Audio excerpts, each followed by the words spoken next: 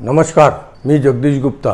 संपूर्ण अमरावतीकरांना, विधानसभा क्षेत्रातील सर्व मतदात्यांना विनंती करीत आहे। आतापर्यंत आपण अनेक प्रयोग विधानसभा निवडणुकीमध्ये केले आहे।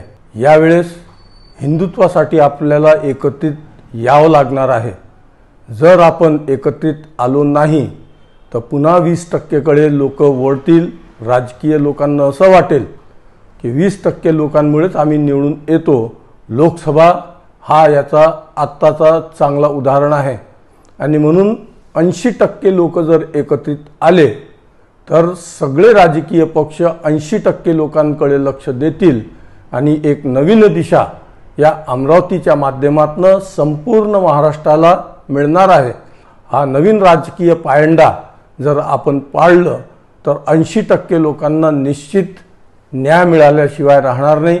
सत्तेची पूर्ण ताकद जी 20% लोकांकडे जात आहे ती सत्तेची ताकद 80% लोकांकडे वळेल आणि म्हणून या निवडणुकीमध्ये आपण हिंदुत्वासाठी मतदान करावं। 13 नंबरची बटन माचीस या चुनाव चिन्हावर येत्या 20 नोव्हेंबरला मला मतदान करावं, कारण मी एकटाच असा उमेदवार आहे जो हिंदुत्वाच्या नावावर या निवडणुकीमध्ये उतरला आहे।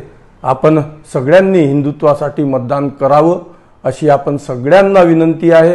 हात जोडून विनंती आहे। धन्यवाद। जय श्रीराम।